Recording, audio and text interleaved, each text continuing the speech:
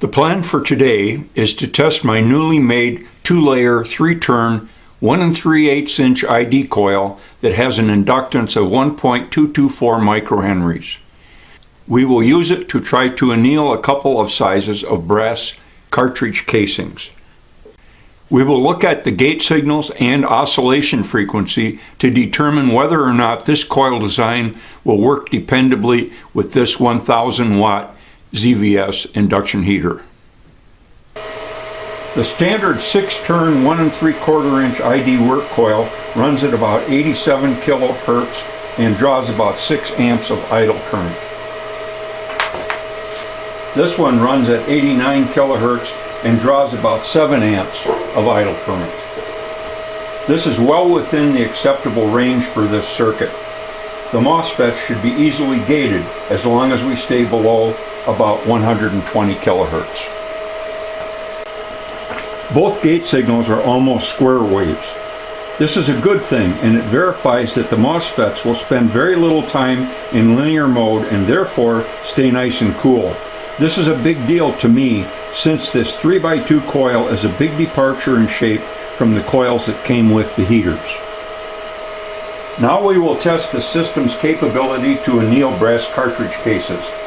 I understand that the annealing temperature is usually 750 degrees F, but I don't have a good way to measure that temperature. So instead, I will heat a couple of different size cases until they begin to glow red. That will be almost 1000 degrees Fahrenheit. That will give us a worst case idea of time to anneal. We can easily knock off several seconds from red hot to 750, I think, but you get to decide. Okay, now we're going to test some cartridges, starting with a 243, a 280, a 303, and a 7mm, and I'm just going to go through them one at a time. I'll prop them up as needed so that the top of the thing just sits even with the top of the coil, work coil. So I think this is the 243. Okay, here we go. I'll just count the seconds, and then when I'm done I'll read the frequency and the current. Let me just start out with idle current is 6.5, almost 7 amps. Okay, here we go. 90.57, 2, 3, 4, 5, 6, 7, 8, 9, 10, 11, 12, 13, 14, 15, 16, 17, 18, 19, 20, 21, 22, 23, 24, 25, 26, 27, 28, 29, 30, glowing 9.5 amps, 90.7 kilohertz.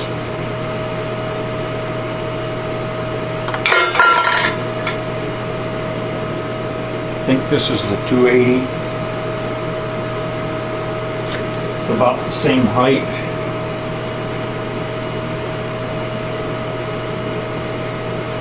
Here we go. 8 amps, 90.8, 2, 3, 4, 5, 6, 7, 8, 9, 10, 11, 12, 13, 14, 15, 16, glowing 9.5 amps, 90.82 kilohertz.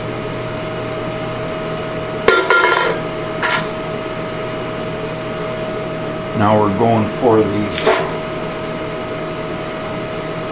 280. Just burnt the heck out of my fingers reaching in there. That's the good and the bad about the induction heater. It doesn't look like anything until something glows. Okay, it's sticking up a little too much. Put him down all the way and see what happens. He's still almost even with the top. Okay, here we go. 8 amps, 1, 2, 3, 4, 5, 6, 7, 8, 9, 10, 11, 12, 13, 14, 15, 16, 17, 18, 19, 20, 21, 22, 23, 24, 25, starting to glow. 9.5 amps, 90.67 kilohertz.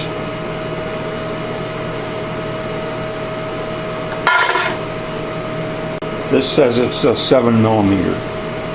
8 amps, 90.99, 2, 3, 4, 5, 6, 7, 8, 9, 10, 11, 12, 13, 14, 15, 16, 17, 18, 19, 20, 21, 22, 23, 24, 25, 26, 27, 28, 29, 30, starting to glow. 9.5 amps, 91.0 kilohertz.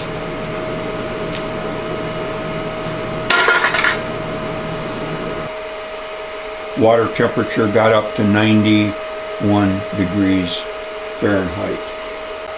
In case I didn't get this on tape here, this is a 2-layer, 3-turn times 2 layers coil, 1.274 microhenries, 1 3/8 inches ID.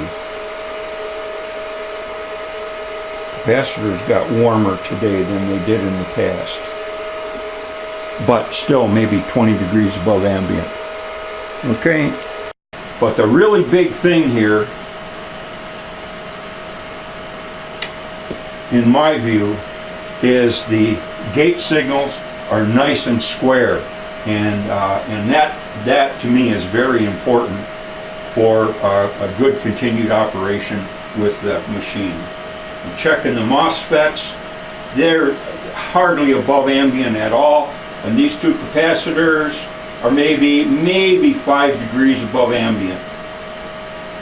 So that's where we're at. Of course, we have our water pump on, and I haven't made a big point of it, but this is my new little frequency meter, and I'm just really glad that it worked out. Whoops, I'm cooking my shell casing again. I'm going to take a few seconds here and just point down in there with the video camera.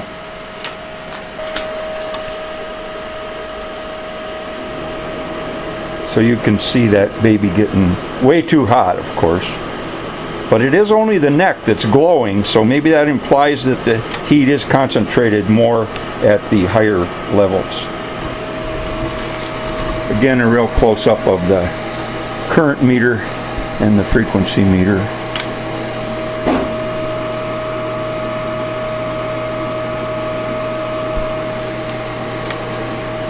And now, again, we want to watch those scope traces, and we'll see what happens. Note how square they are now. I'm going to take the cartridge out of there, and there's really not much of a change at all, which is good. Again, idle current for about the 9th time is about 7 amperes without anything. With this sort of standard 6-turn coil. What is that?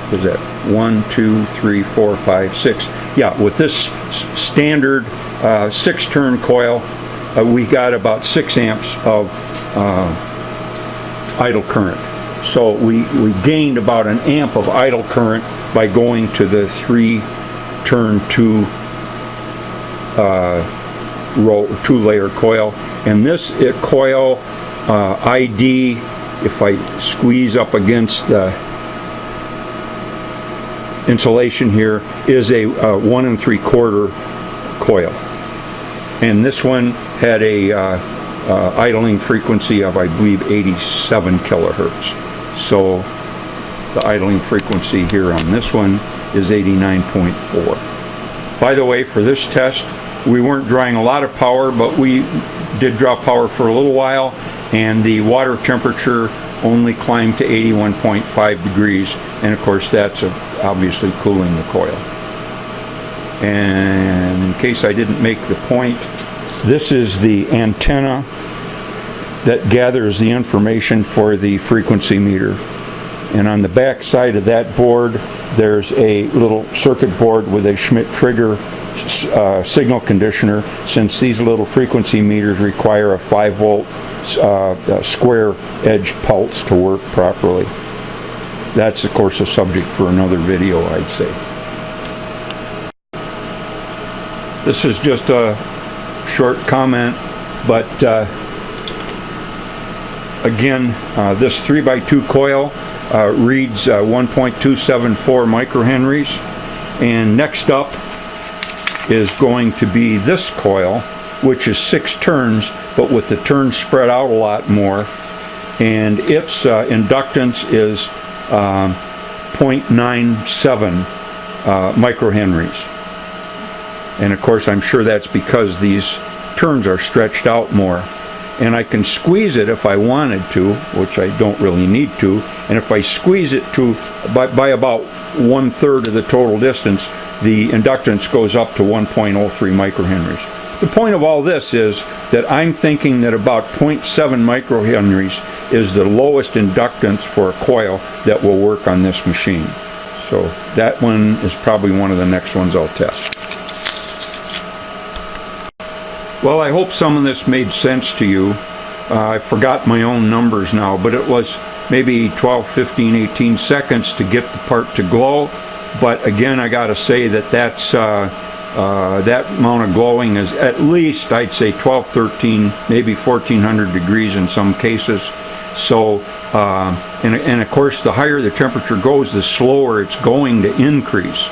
So getting to 750 degrees with this particular 3x2 coil might be a really good alternative for annealing cartridges, at least up to the 30 caliber ones that you saw me make, well, roughly 30 caliber ones that you saw me messing with today.